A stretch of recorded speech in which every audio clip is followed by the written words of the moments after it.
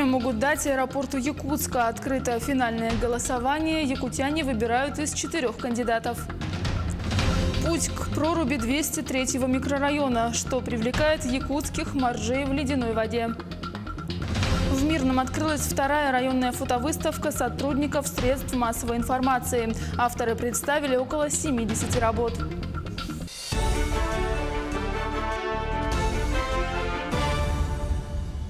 Здравствуйте! В эфире новости, в студии Юлия Великодная.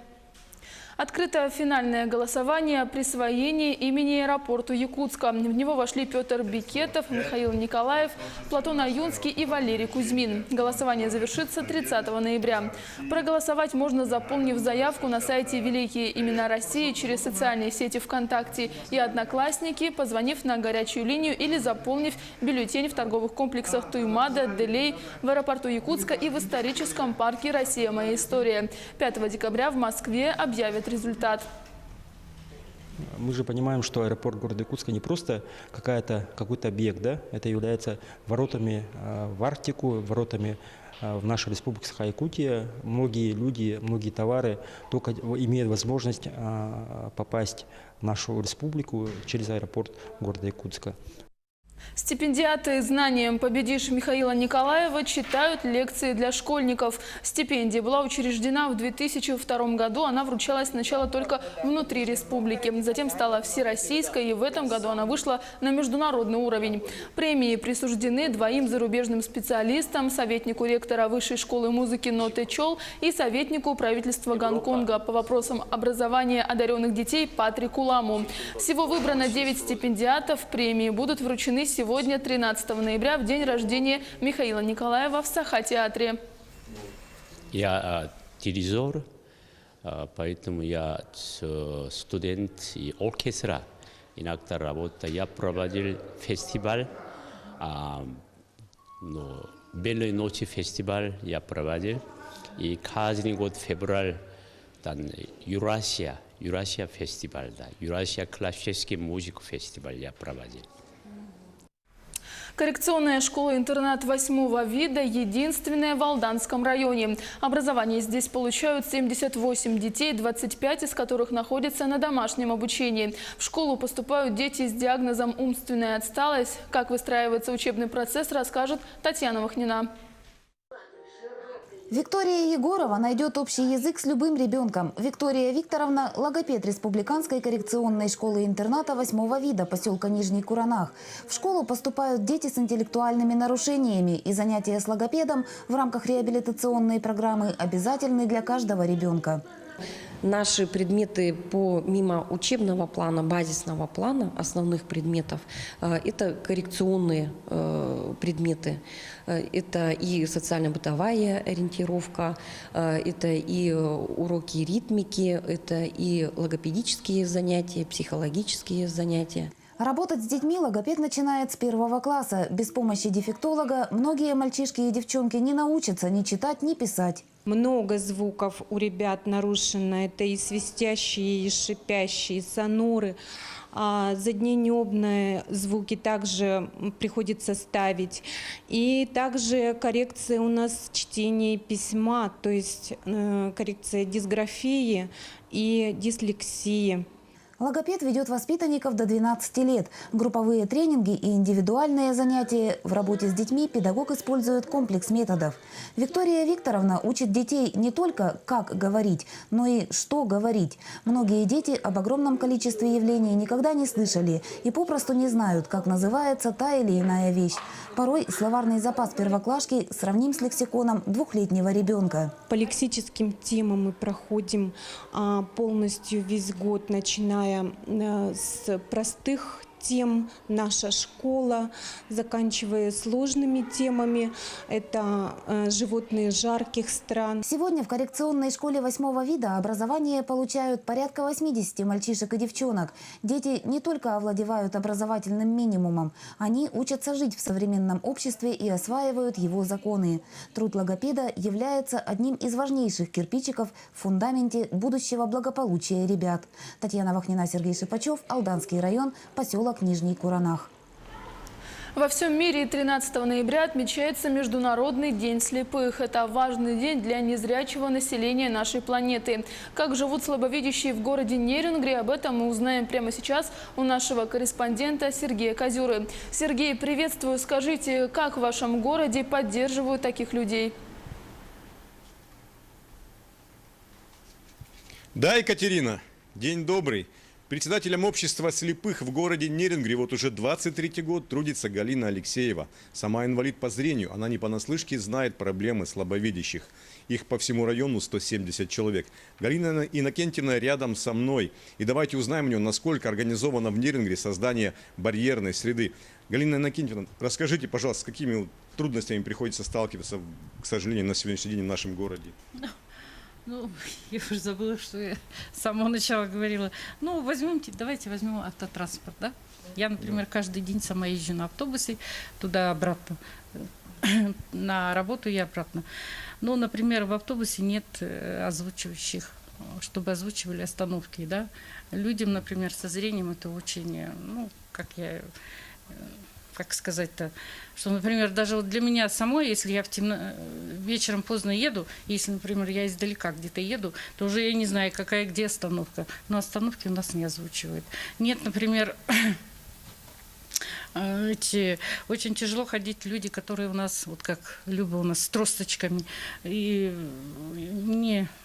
Ой, ну все, я уже все забыла, что там, не помню. Вот по ступенькам какие должны быть... программы? По доступной программе, например, должны быть звуковые эти светофоры у нас есть, да, в городе. Нет, например, вот возьмите ДК. Скажу про ДК, да? ДК. Да. Нет, чтобы ступеньки были окрашены. Они окрашиваются в желтый цвет, ярко-желтый цвет, чтобы было очень удобно спускаться и подниматься. Там вот, например, я вот, когда хожу с опаской, оно все сливается и можно упасть. Нет различия, где какая вот ступенечка. Это раз. Должны быть везде, также в любой поликлинике там, установлен пандус, да, в администрации тоже пандус есть. Но не везде установлены пандусы. Они касаются также и наших инвалидов по зрению, и колясочников. Должны также быть для первой группы собаки-проводники, но у нас это пока нет. Да, Галина Иннокентьевна, расскажите, пожалуйста, что вот это за прибор такой? Также у нас все инвалиды наши по зрению пользуются ТСР, это тифлосредства, называется, технические тифлосредства. Вот. Это, например, вот у нас с нашего пришло таких вот 8 штук. Они называются электронный видеоувеличитель лупа. Он подключается к телевизору, к компьютеру. И, например, есть стол там такой, да, рабочий. Здесь можно положить там газету или журнал, и здесь вот на экране уже читать большими буквами. У кого есть остаточные зрение. Электронная лупа получается. Да, это электронная. И это, получается, по программе получили? Да, это по программе. Сколько... Она очень дорогая, 90 с лишним тысяч она стоит. Сколько пришло на город? Сейчас вот нам пришло всего 9 штук. И еще 10 тоже для инвалидов, еще 10 ожидается, подходит. К Якутску, Спасибо большое. С Якутска уже сюда. Спасибо большое, Галина Иннокентьевна.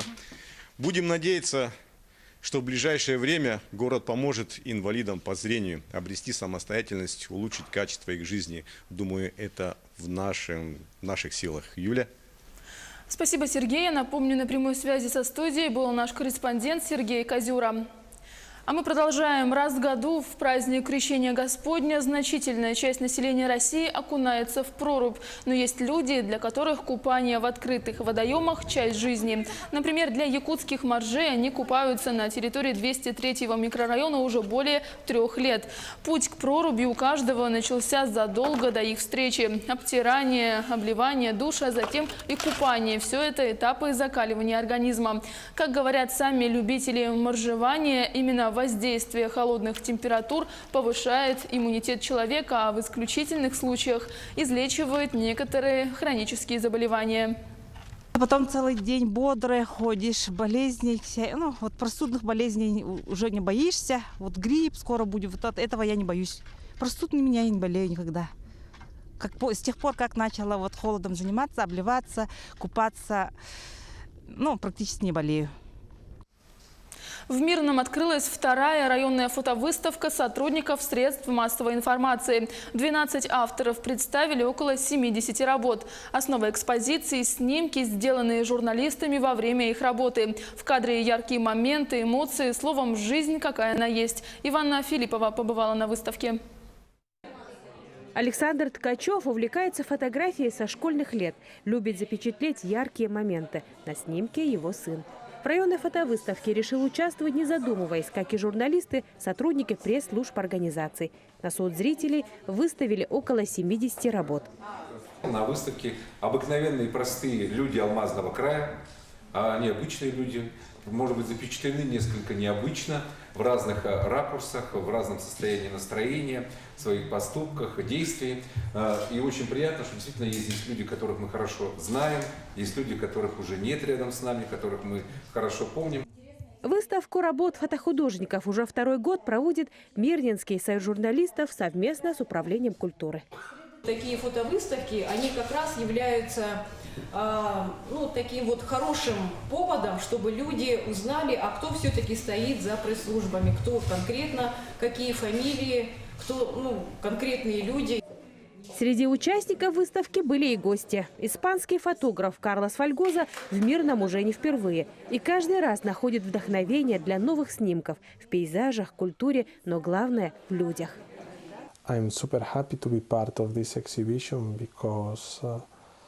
Я очень рад, что мои фотографии стали частью этой выставки. И для меня нет лучшего места показать мои работы именно там, где они были сделаны. Я встретил очень много разных людей в Мирном, в Удачном, в Байхале. И самое интересное, что я увидел в этих людях, это их профессии. Сортировать алмазы или работать в мороз в карьере. Это то, что я прежде никогда не видел. И в то же время эти люди оказались очень родными, очень добродушными, несмотря на тяжелые условия, в которых они работают. И самое интересное, что многие из них оказались очень близки мне по духу.